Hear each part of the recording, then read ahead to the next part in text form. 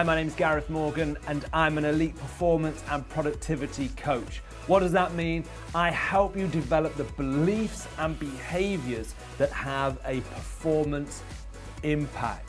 If you want to take your performance to another level, if you want to unlock results that you're not currently seeing, then I want to help you unlock those results. How? Well, it's about starting to understand the conversation that is going on inside of you. You know, the conversation that you're having with yourself right now, even as I talk to you. It's that conversation on the inside that is driving the results on the outside. As you start to go to work on building a winning internal conversation, I believe you'll start to win at another level on the outside.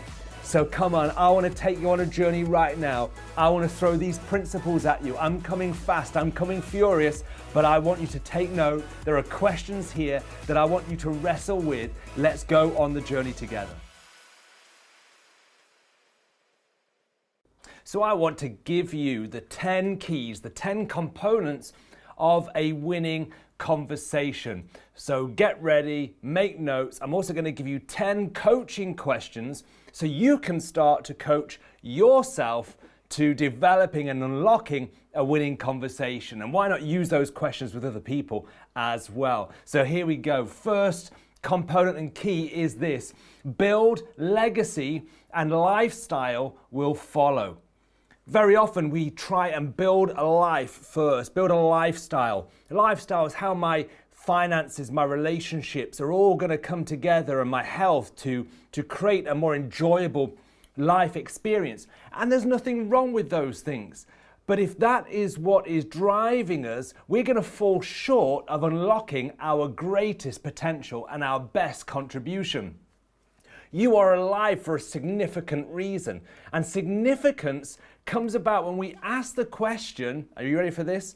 In what way will the world be thankful 500 years from now that I was alive?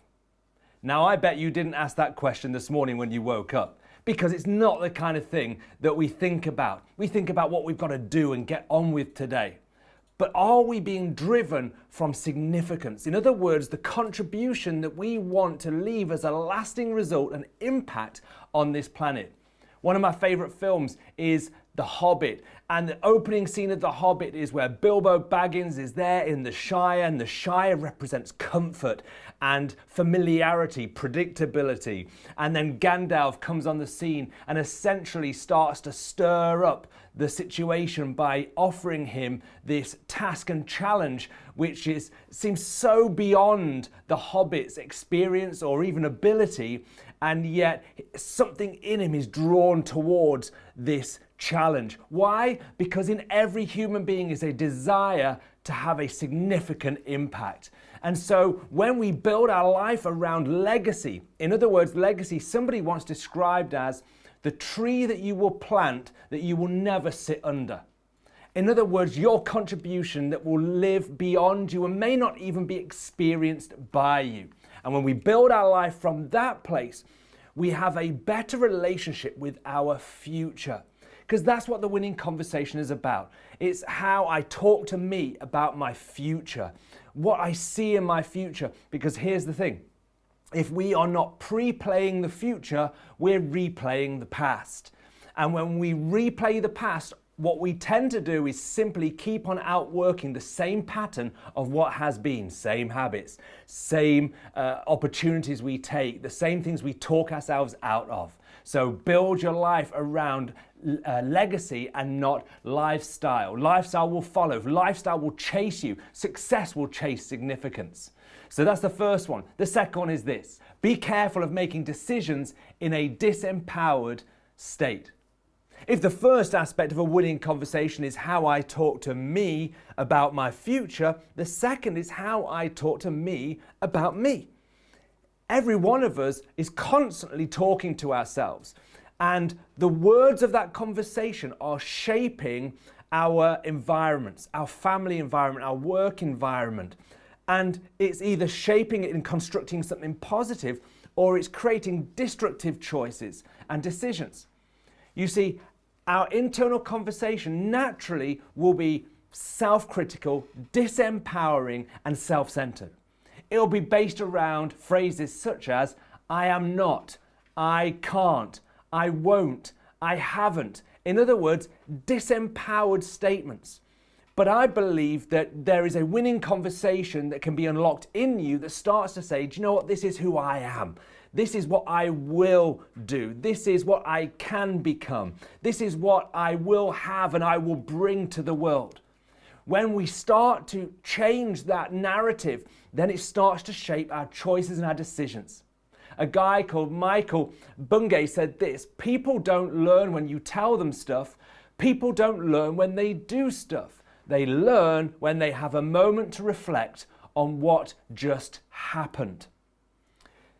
If you are making a choice and a decision when you haven't had chance to reflect on what you are saying to you about you, the chances are you could be making a negative choice or a negative decision.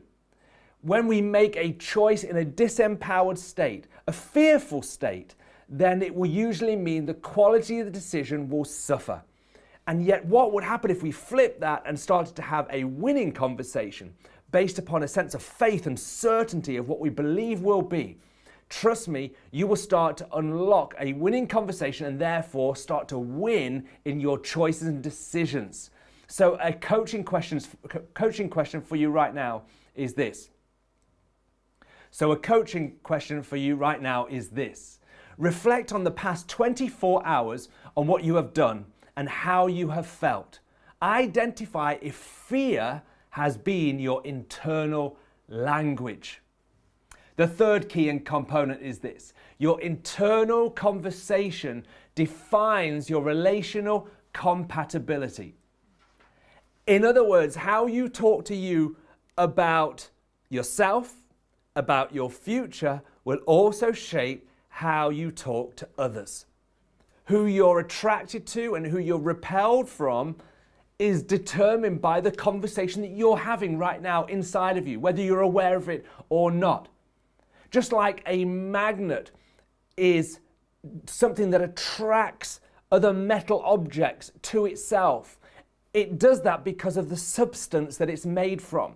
Your internal conversation is defining the substance in you that determines what you attract and what you push away. And that substance can be negative or positive and can pull the wrong people towards you or push the right people away from you, or vice versa. So this is how important this is. Let me ask you a question. Have you ever seen a butterfly hang out with a caterpillar? The answer is, of course, no. The two don't hang out together, and yet the butterfly comes from the caterpillar. I haven't got time to go into the ins and outs of how that happens. But the truth is, there's nothing structurally the same in a caterpillar as you will find if you were to dissect a butterfly. And yet what has happened is a complete transformation, because inside the caterpillar are the cells of its future. The cells of the butterfly are dormant in the caterpillar. And what happens is, as over a process of time, those cells start to resonate and they start to define change in the caterpillar from the inside out and take it on that metamorphosis that totally shapes and redefines the structure into a butterfly. That's the power of your internal conversation. It's the dormant future that lies inside of you, that if you start to feed right now, the right conversation can have the same transformative impact on your life. But let me just warn you, it also starts to transform your relationships. So let me ask you this coaching question right now. Can I identify a relationship that isn't what it was? So what relationship do you have right now that isn't what it was? And maybe you can't put your finger on why.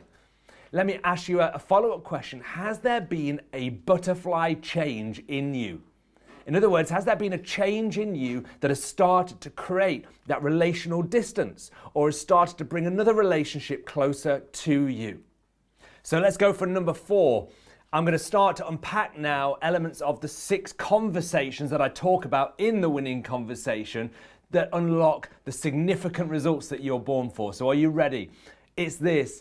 Prominence is about purpose, not personality.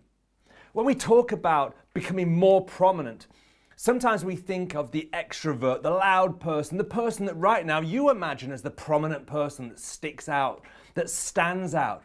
But that's not the prominence I'm talking about, because prominence is defined and determined by the strength of your purpose. Let me explain what I mean by this. You see, there's something inside everyone that wants to be noticed. Now notice I said something, because if I then asked the question differently and said, does everyone want to get noticed? Some would say, well, yeah, everybody wants to get noticed. And others would say, well, no, I know people, and even myself, I don't like being noticed. I'd rather blend into the background. But that's not what I'm saying. I'm saying something inside everybody wants to get noticed, because I believe every human being carries a gift.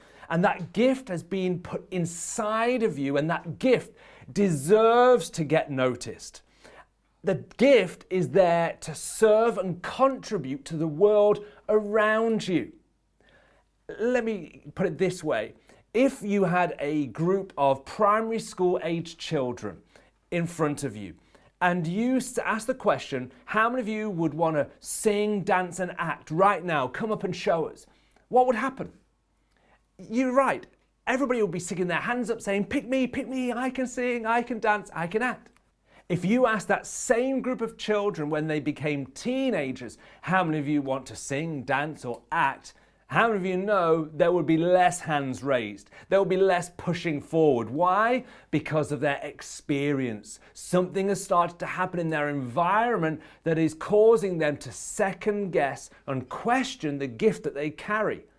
It's not that they don't want to get noticed, it's that they don't feel they can get noticed. Ask the same group of children or teenagers when they are 35, and you will struggle to get a hand raised. Maybe you may get one, maybe you may get two, but most will remain silent. Has the gift in them changed? No.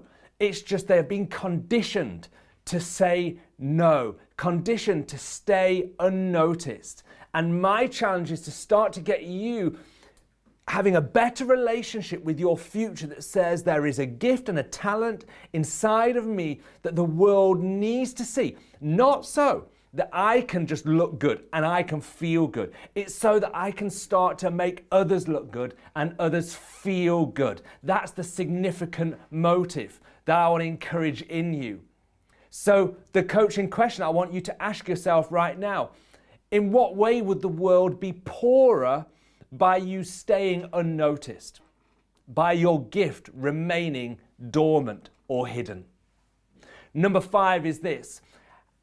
Today's problem is tomorrow's progress.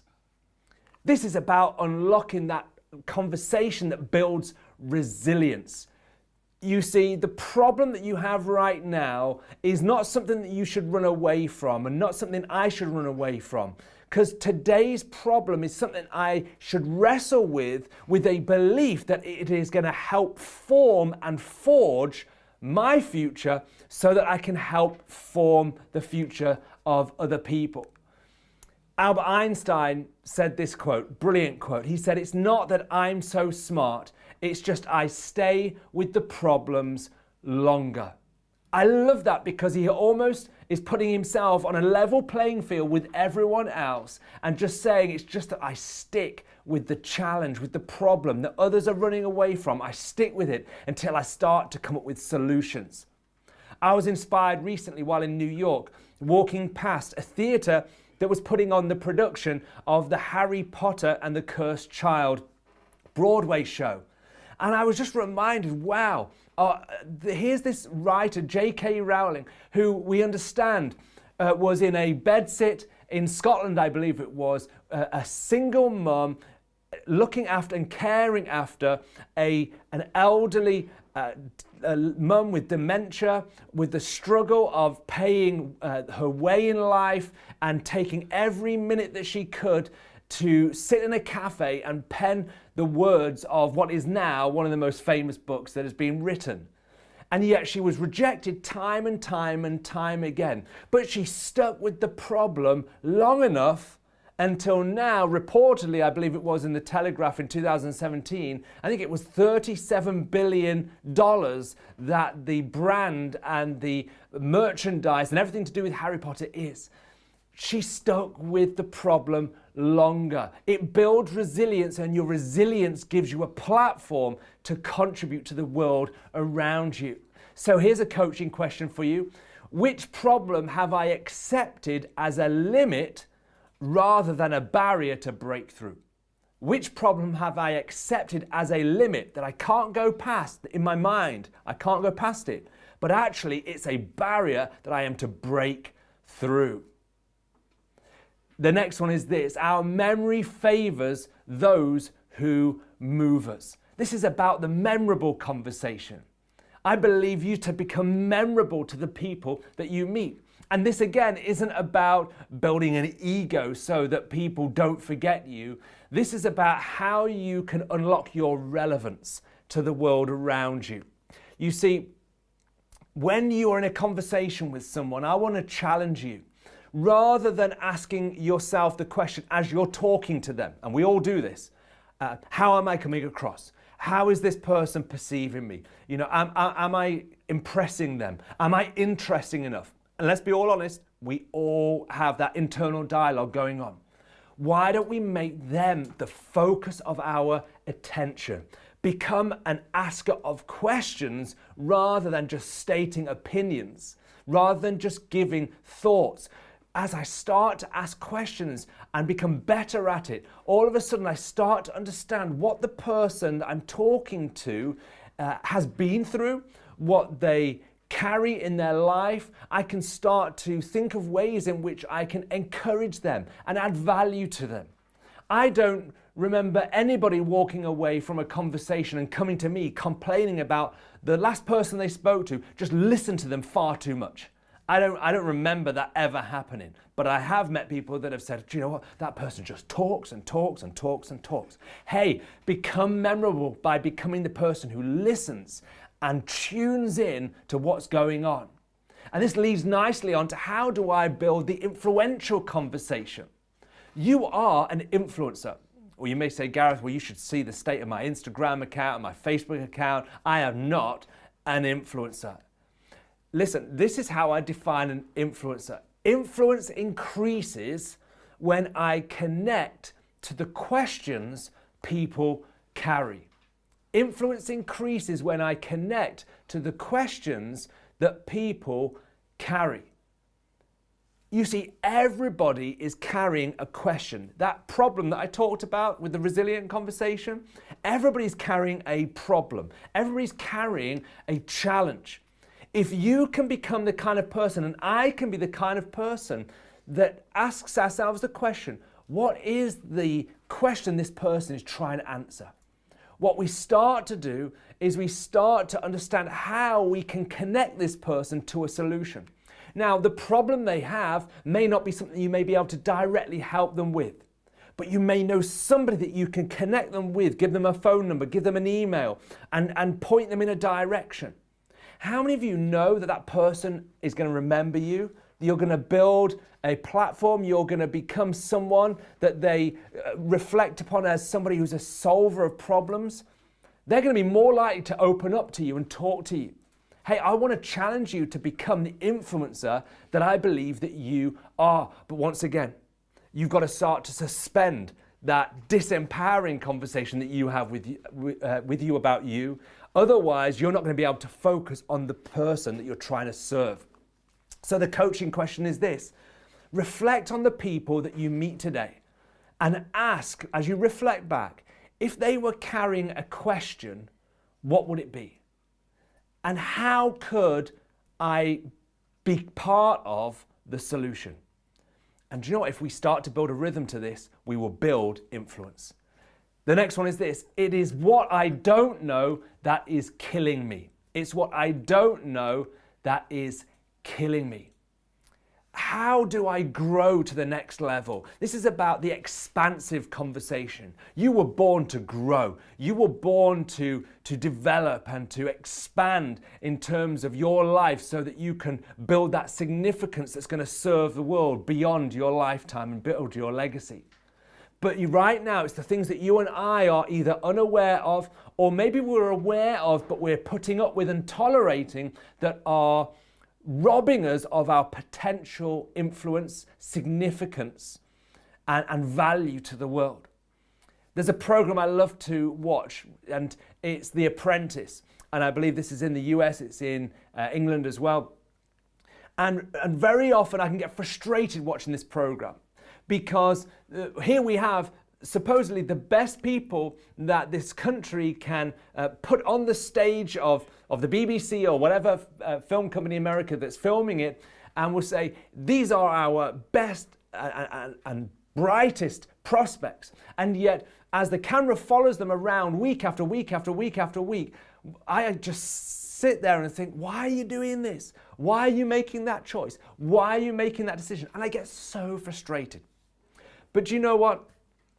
I had to have a word with myself, because I know if cameras were following me around for 12 to 14 weeks and caught everything that I was doing, the choices and decisions I was making, the way I spoke to people, I'm pretty sure that I wouldn't enjoy watching it all back. In fact, I probably would be shouting at me about what I am doing. You see, this is what I mean by starting to become aware of what is robbing us of our future. There's a proverb in the Song of Solomon that's written in the Old Testament in the Bible. And whether you're a person of faith or not, the principle is true. He talks about the little fox that spoils the vineyard. In other words, this little cute creature called the fox that goes around the vineyard and is eating away at the fruit. And yet he looks cute. He looks like he's not doing any harm, but little by little by little, he's robbing the vineyard of its profits. And I coined the phrase based upon that little proverb. It may be cute, but it's after your fruit. Right now, there is a fruit terrorist trying to rob you of your future. And you may say, Gareth, well, what do you mean? Hey, look at these things on the screen right now. Which of these foxes right now are cute little practices that maybe you think, do you know what? Yeah, I procrastinate. I get distracted easily. I have excuses. I overpromise. I'm disorganized. I'm lazy. I'm late. You know, these are things that we can almost put up with and laugh about. But what is the true cost of keeping this fox as my pet? And number 9, our quality of life is determined through the promises we choose to keep. This is about the valuable conversation. How do I unlock the value that is in me so that I can add the value to the world around me? This is about coming up with that extraordinary promise that is difficult to keep. It's what puts tension in your life. Moments when you think, why did I ever say that I would do that? And yet by saying it, it keeps your life taut and challenged, bringing the best value out of your life. I heard a story, an inspiring story, that was about a teacher who in Britain, called Ray, was teaching, I think he was a geography teacher, and one of his pupils was taken sick and actually needed a kidney transplant. And when Ray discovered that Alia, the girl who needed the kidney, needed this transplant, you know, he could have done what most teachers would have done, which is express sympathy to the parents. I'm sorry that she's going through this, and could have just said, hey, well, I'll send over work, and when she feels well enough, she can do it, and I'm here to support her learning. And all of those things would have been good things to say, great things to say, in fact. But Ray went further. He made an extraordinary promise. He said, I'm willing to undergo tests to see if I could be a donor for Alia. That is an extraordinary promise that I'm sure was difficult to keep. But you know what? He was a match. And he ended up donating his kidney to give Alia a better standard and quality of life. And do you know what? I guess he could walk into any teaching job right now. In other words, his extraordinary promise that was difficult to keep made him more valuable to the sphere of society that he operates in, education. That's what unlocking our value does. It comes about by making that extraordinary promise. So my question right now to you is simply this. What promise could you make to yourself, to other people, that would be difficult to keep, but you know by keeping it would unlock the value that you carry so that you could add it to the world around you? And number 10, I become what I immerse myself in. The final part of the book, The Winning Conversation, is about how do I take these 6 conversations and how do I take this understanding of how I talk to myself about me, my future, and others, and how do I then start to build momentum into my life so I start to unlock the results that I know that I carry to win. And this principle of what I immerse myself in is what I become is so key. Because this is not a tick box exercise. This is not a book you can read and then, oh, well, once I've read it, then I've got it.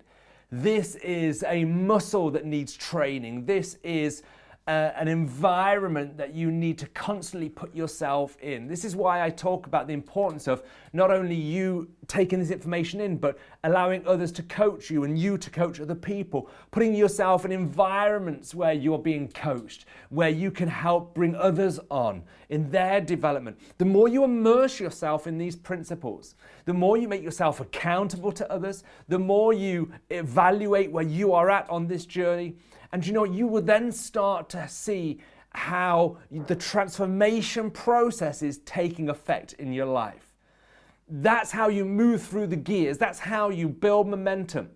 I want to encourage you, get hold of the tools that we are offering to you, free of charge, the Life Map. Download the Life Map. Again, getting a map of where you're heading and getting into conversations about that map on a regular basis is about putting yourself and immersing yourself in an environment. And you know what I learned when I moved to London several years ago was this. I'd been to London many times on visits and trips, but my Midlands accent was never changed and was never affected. Why? Because I was only here for periods of time. But what I had reflected back to me after a couple of years of living in London was that some of the nuances of my accent and the way I spoke and pronounced words had changed. Why is that? Because immersing yourself in an environment starts to change you without even knowing that those changes are taking place. And you know what is true about my physical conversation and my accent is exactly the same about my internal conversation. The environment I immerse myself in will shape that conversation. I want to encourage you. There's been a lot thrown at you in just these last few minutes, and these are points for you to go over, to talk through with others, questions for you to embrace and to wrestle through. But hey, I'm also inviting you in on a journey. Find out from our website what you can get involved in. Start to immerse yourself in this environment and in this conversation. Because remember, there is more in you than you think. And it's my privilege to help pull that out.